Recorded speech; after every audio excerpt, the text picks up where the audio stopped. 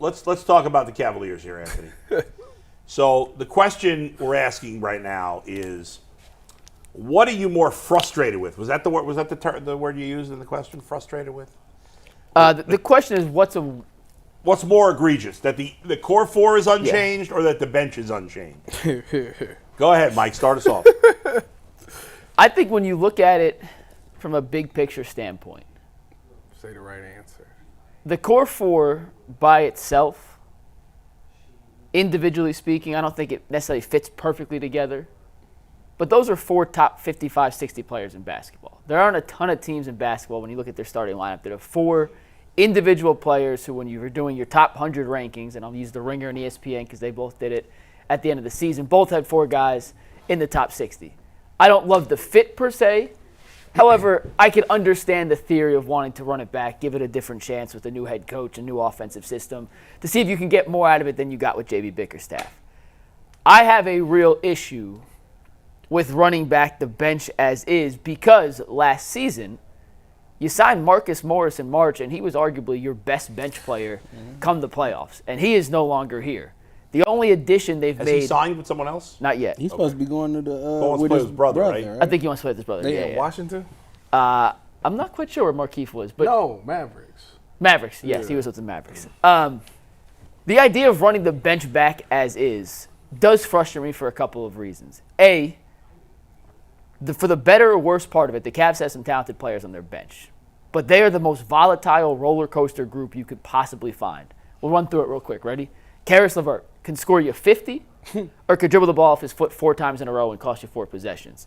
Dean Wade, when he's healthy, solid player. When's he healthy? Not a lot. Nope. Sam Merrill, if he's making threes, valuable. If he ain't making threes, what's he bringing you? George Niang could score 33 points against Milwaukee, or he could be, and I mean this respectfully, the single worst player to step on a court in the postseason this year. Isaac Okoro. You meant that respectfully, huh? I like George, really good dude. But just call a spade a Ask spade. him for an interview this year. I have a great George Youngster I'll tell you guys at the end of this. But Isaac Okoro, we know what his defense is. Offensively, there's just no consistency. Craig Porter Jr. might be the most consistent asset they have coming off the bench, and he was an undrafted rookie with a streaky jump shot. We don't know what you're going to get from Amani Bates. You don't know what you're going to get from Jalen Tyson, who's a mid-first-round pick. If you're thinking that a 20th overall pick can come in and solidify your bench, it's possible, but I certainly wouldn't bet the house on it. So you have 7, 8 guys who I just don't think you can trust on a night-in, night-out basis.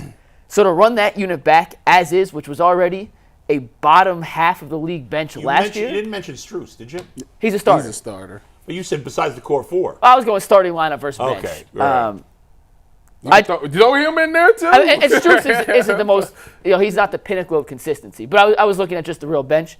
For them to run back that same unit without any improvements and just hope that Kenny Atkinson can get these guys to all of a sudden become more consistent when each one of those guys I just listed, their entire careers, one knock of others is consistency, I think it's asinine.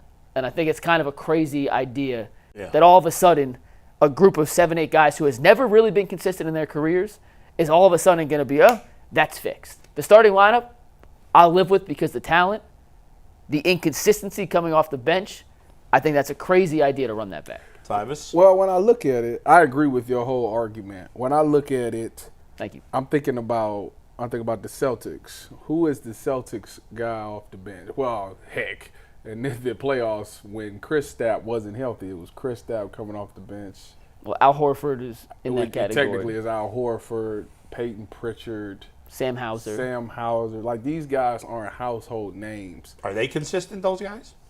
I think Al Horford's like the pinnacle of consistency. Yeah, Al At Horford. this point in his career? More than anything else, I think he's just, He's gonna stand in that corner, and if you leave him, he gonna hit 2 of them. real quick, and then please jump. At least with Horford, you know what you're getting. He may not shoot 4 of 8 from 3 every game, but you know exactly what you're getting from him. A guy like LeVert, He might give you 50. and he might give you negative He 12. might not give you anything. I think that when you say the consistency is the problem, I agree with that. I think that is the biggest issue, and the fact that there's still free agents out there and you see guys starting to get signed for little minimum money that you know that they can at least be an upgrade of what you have. I think the problem is the Cavs believe a little bit too much into guys that they brought up. You know, maybe because you gave Sam Merrill this opportunity and he shined. Okay, that's fine. It's nice to have a guy on your bench that can come in every now and again and hit threes. It's nice to have Dean Wade to come in and give you some size off the bench. But at the end of the day, we still are missing that sixth man that's going to come in there that you know, at worst, he going to get you at least 15, 16 points. I don't know a guy that I know, if I can bet the house on, he's going to come in the game and he's going to be some type of key contributor to the game. And when you think about everybody that you just named on the bench, you literally said one night they can give you this, next night they won't give you anything.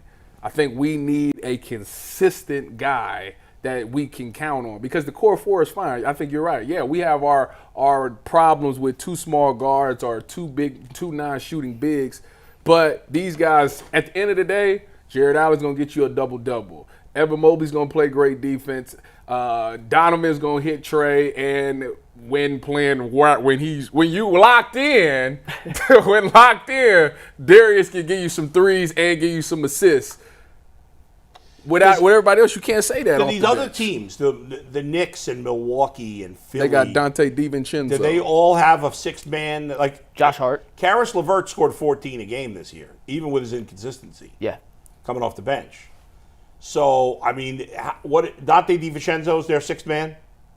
Well, he wasn't last year. Okay. Josh Hart was more than sixth man. All right. What did he average per game? It's triple-double in the not playoffs. Even the points. It's the fact that you know that you go get him. That you're going to get what you expect from said player. Tyvis said you need someone that has 15, 17 points. I don't think you need the consistency necessarily from a scorer.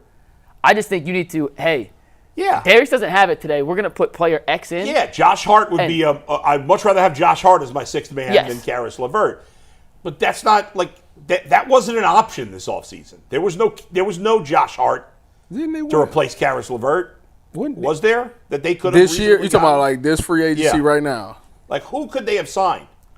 If there wasn't necessarily that sixth man that you're bringing in, I think you could have improved your 7th, 8th, and 9th to be more consistent. So if Karis is having one of his up and down nights, okay, well, the rest of our bench, that's more consistent. And I think if you're looking more at what was realistic for the Cavs, maybe upgrading from Karis in a six-man role wasn't on the table. Right.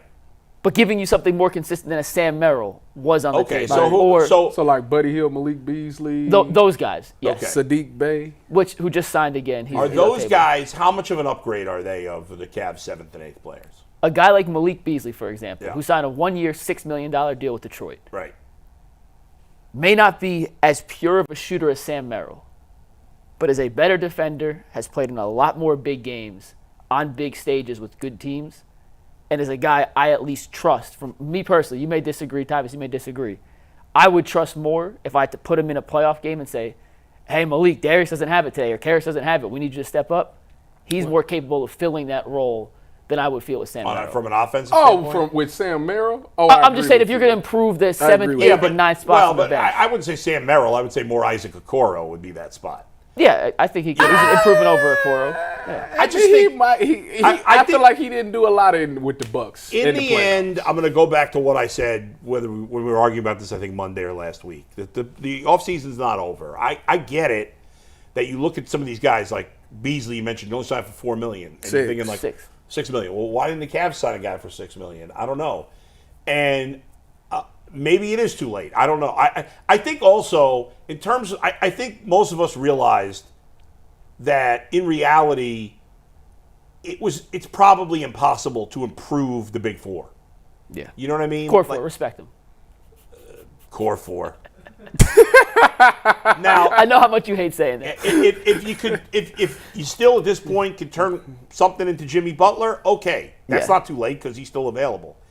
But the trades that we had been talking about for months involving the Cavaliers, and we got another one we're going to bring up in a second, but the trades that Mike, you did a great job over the last couple of months coming up with all these potential trades that made sense. They were reasonable. I don't know if they made sense, but they were reasonable. They weren't one-sided.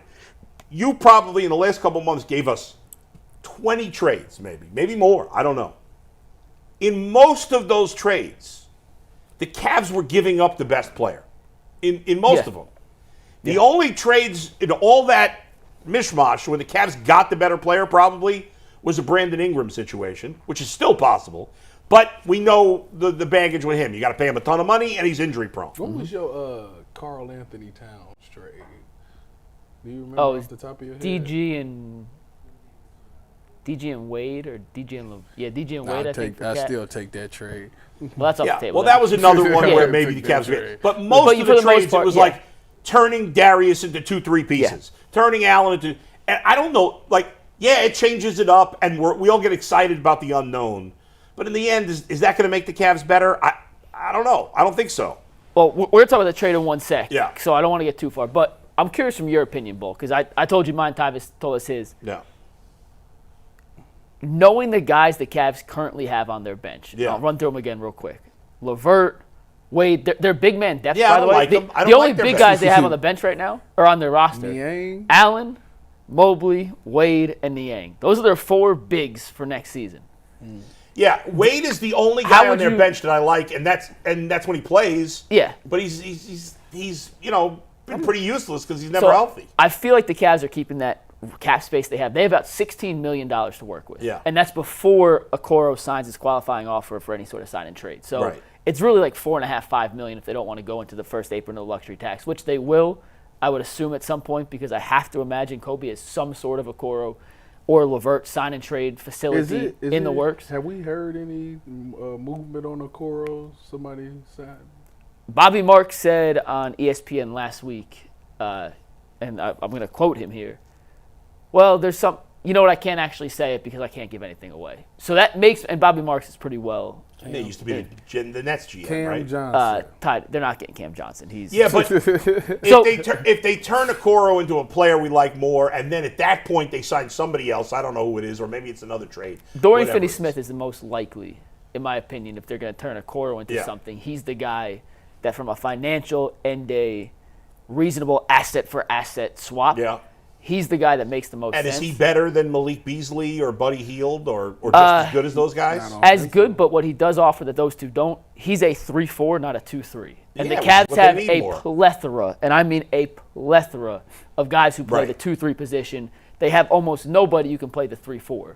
So at least, even if you switch, let's just say Okoro for DFS, however you want to make the matching salaries work, that opens up more room for Tyson, who they just drafted, for Strus to be more of a natural 2 instead of a 3. Merrill plays that same position. LeVert's the 2-3. And then Finney-Smith's your 3-4 guy who can float as a small ball 4 if you want to go with one big, or he could be a big 3 if you're playing them together. So that, from like a roster flexibility standpoint, even if he's not a massive upgrade himself over Okoro, just gives you a lot more options to do with If they got Dorian Finney-Smith, do you think they would maybe start him and have Strus coming off the bench? Start him at I would 3? certainly consider it, yeah. And then have Strus as the first guard off the bench? I would consider it. You know? Depends on matchups. Like, if they need more defensive, he's a better or defender. You can get really out there and have Jarrett Allen come off the bench. That's not going to happen. But you're right. I mean, it could, but it's not going to happen yet. Right. Him and Atkinson are like or even Darius Garland coming off the bench. But that's not going to happen once either. Again. But what you could do is start Dorian Finney-Smith, and then as soon as either Garland or Mitchell come out, you bring Strus in. And then he gets a good run because you give each of them a rest for 4 minutes. And Strus is more involved in the offense that way because one of the ball handlers that need the ball in his hands isn't on the court to kind of take those shots. I mean, in theory, you could play Donovan and Darius the first 8 minutes of the game. And then Darius comes out, and for the final, say 4 minutes, just for round numbers, the final 4 minutes of the first quarter, and then Donovan sits the first 4 minutes of the second quarter, and those 8 minutes you play Strus. That's pretty standard how they do it. And then the last 8 minutes of the first half, Strus is out again. And depending on the matchups, maybe Strus is playing at the end of the game instead of whoever. I don't know. It depends who you're playing, but that's pretty standard. They kind of do that. That would kind of be a good fit for the Cavs. I think that would make some sense. I mean, Dorian Finney-Smith makes sense. He's not great by any means. Like, he's not, oh my God, you got Dorian Finney-Smith. Like, let's throw a parade. But he's a solid player. He's a solid guy, 3-and-D guy. At this point, he just wants something. Yeah. And we'll move to the trade in 1 sec. Last thing on the bench. The Cavs bench wasn't good last year. Like, it was average at best. Especially in the playoffs. It was horrific in the playoffs. And Marcus Morris was their best bench player who they signed in March, which is why when the question was asked, is it more frustrating if they run back the core four or the bench. Yeah, it's definitely The starting lineup, what Atkinson can make that better. Yeah. I don't know how much you can No, improve the the bench bench with is- what it is. The the bench bench- was frustrating. That Yes. should have been addressed this offseason. It hasn't yet. It hasn't to this point. Yes. And if it's October and the Cavs bench is not better than last year, then we all have a Yeah. fair gripe with the Cavaliers.